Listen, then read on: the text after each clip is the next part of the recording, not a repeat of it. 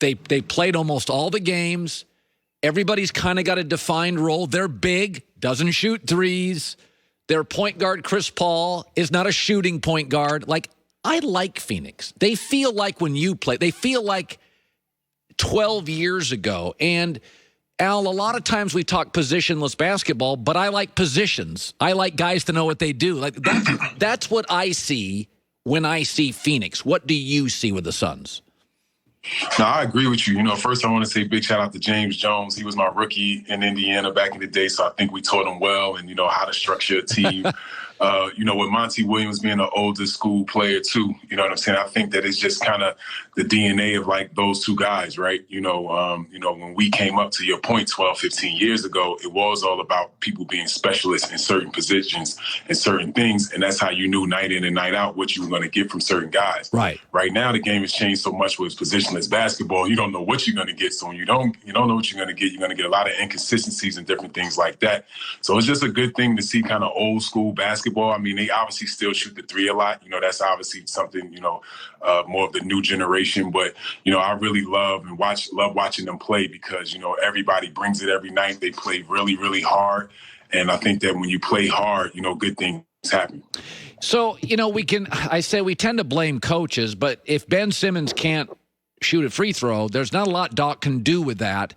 I do believe Ben Simmons has value. I do not believe he can play with a dominant scoring big. I think the lane has to be open for him. He can score at the lead. He has to be playing with a bunch of shooters like Golden State. You put him on that team, you make him a point forward, Clay on one side, Steph on the other. There's value. Do you think it's a lost cause in Philly? What would you do with Ben Simmons if you ran the Sixers today? Yeah, I think that if I ran the Sixers today, I think that I would probably have to move on from Ben. I think that you can't have two guys that need to play the post, to be effective. And I think I would definitely pick Embiid over him right now today. But I think that the main thing that, with a guy like him is you need to surround him around shooters and allow him to dictate everything from the post area. But, my biggest thing with Ben is confidence, man, and it's on him. A coach can't give you confidence. Your confidence is found in the gym. And he needs to dedicate this whole summer in the gym shooting the basketball. He don't need to make any dribble between the leg moves. He has handle. He has all those different pieces. But what he's missing is confidence in his jump shot. And, if he's serious about his craft and he wants to, be able to get his reputation back, I would, if I could work him out, I would have to make 1,000 jump shots a day. You know what I'm saying? I think that's where it is, just taking it back to the basics, mechanics, and just really just shooting the ball until you get your confidence back. It's amazing, Al. You were the high school Gatorade Player of the Year. You were a dominant high school player. There was a reason you should have gone to the NBA because college probably you weren't going to grow. But it is amazing. I saw A-Rod in baseball years ago in a series for the Yankees just totally lose confidence. They dropped him to 8th in the batting order. Al, in your career, did you ever lose confidence? Of course, we all do. Everybody does. You know what I'm saying? But you have to figure out how do you remedy it. And the way you remedy it, like I said, is being in the gym, really dedicating your time. A lot of things that you normally do probably, in different times you have to kind of put aside and you have to focus and make it all about the game. Yes, 1 second. I'm like, all right. Sorry. Okay. You have to just make it all about the game and just really just recommitting yourself because you got to think about it. Even when you were a kid, a lot of us, we got better from spending hours and hours in the gym, and I think you just kind of take it back to the basics. And I think Ben Simmons, we should not write him off. If he takes the right mental approach to the game, I think he can bounce back and be that perennial all-star that we expect from him. Obviously, I think he's superb on the defensive end.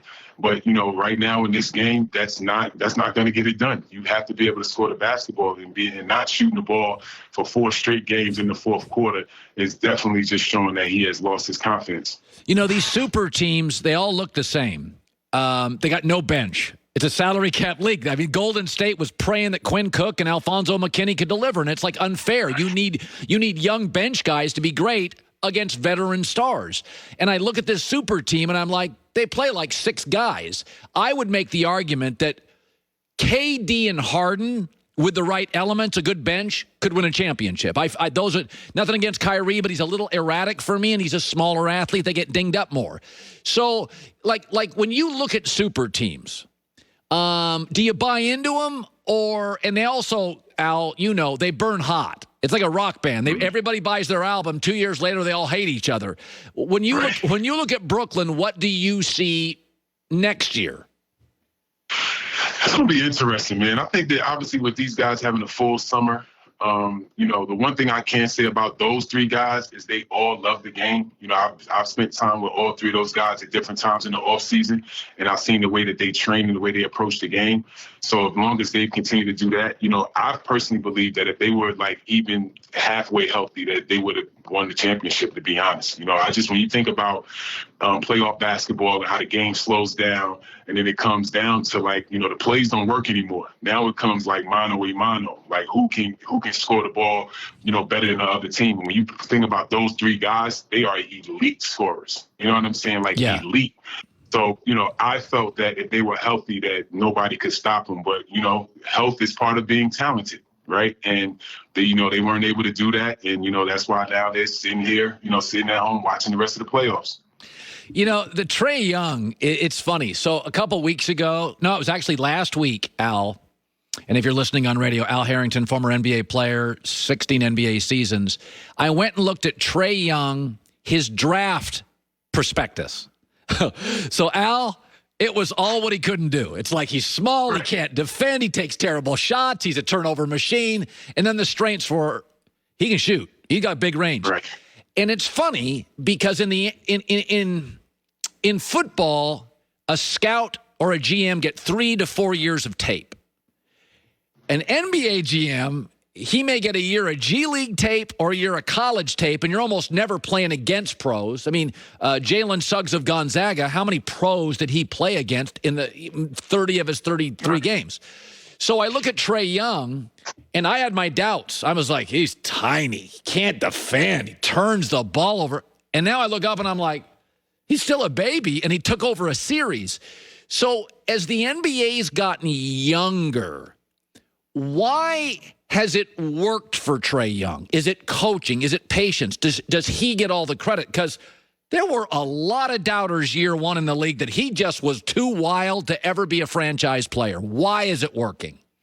I think it's because his organization believed in him, and they pretty much gave him the keys from the beginning, right? Most times when young guys come in, there's always some form of a veteran or somebody that's kind of in their way, but they've kind of allowed him to kind of learn the game at his own pace.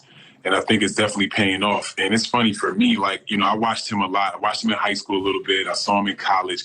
And I always thought he was just an undersized Steph Curry. Yeah. You know what I'm saying? When you see the range, the way he handles the ball, the way he finishes around the basket with the floater and different things like that, I wouldn't be surprised if we asked him, who do you watch the most? He wouldn't say Steph. You know what I'm saying? With a lot of ways that he plays the game.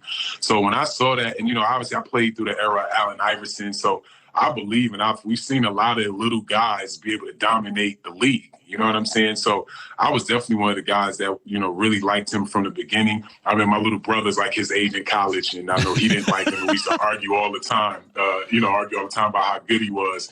And then now even he says, I was totally wrong, just like everybody else.